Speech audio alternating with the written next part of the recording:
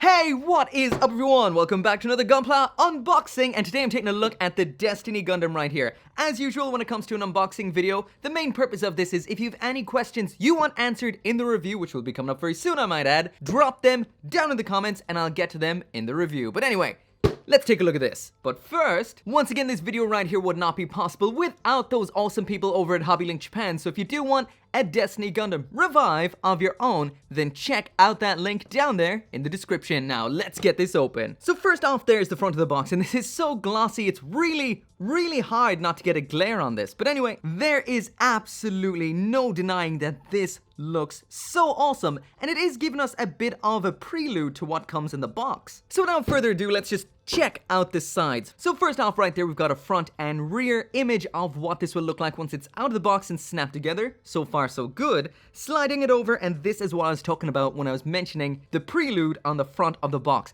This does come with the Wings of Light effect part as well as the Palma Fiocchina. So that is two awesome effect parts. We can see we've got the beam boomerang up there. Of course, a lot of Gundam Seed and Gundam Seed Destiny suits are extremely over the top when it comes to weapons. We can see they're included there. Slide it over, we get an even better idea of what's in here. So as well as the standard beam rifle, the shield, and the beam boomerangs, we also have that energy shield, the huge sword, and the beam cannon. And according to what we're seeing up here, they have added quite a few gimmicks to the articulation. But anyway, on to side number 2. Once again, I'll throw the price down here because it's no longer on the barcode. And what that talks about is the development of the Destiny Gundam. Of course, as usual, I'll throw that up there on the screen so you can pause it and read it at your own leisure. So as usual, we're going to bust this open from the bottom first so we can get to the manual. There we go. It seems like, oh, we've got something else in here. So this is a bit of a pamphlet about the Gunpla Builders World Cup 2019. There's the website. On the back then, it's the edition of the SD Gundam course. Besides that, nothing really all that interesting.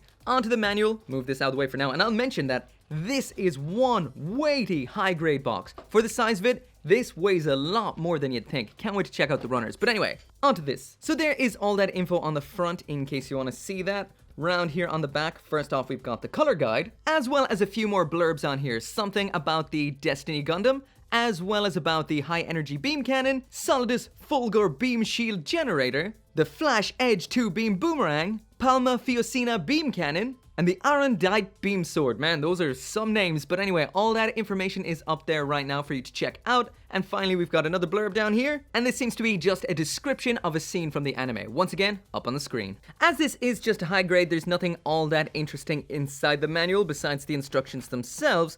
Let's take a quick look at the parts guide. And as you'd expect from a Revive type kit, even though it doesn't say Revive on it, it's essentially a Revive. It uses pretty much everything besides the polycaps down here. The stickers don't seem to be too bad either, but let's take a closer look. So right there is the first runner, which is runner A in your quintessential Destiny Gundam colors, light blue, yellow, blue, and those clear parts. So there's the shield as well as the Palma Fiocchina. Once again, this is brand new for this year, Gundam Destiny 2019. Next up then is runner B1. This is the majority of the white parts. Actually, with runner B2 right here, which is a duplicate of this section, it's all of the white parts. So far, it seems like the surface detailing on here is actually quite nice. There is some of the head, got some more detailing there on the shin, and all in all, looking good. Moving on to C1 now, and once again, this is brand new for this year, like everything in this kit. Runner C2 here is a duplicate of these parts right here, and this is all the joints. We've got the beam rifle on there as well as those widespread hands for the Palma Fiocchina. Next up, runner D1 right here, we've got some black parts, solid black of the wings, the parts for holding the weapons, side skirts, as well as some sections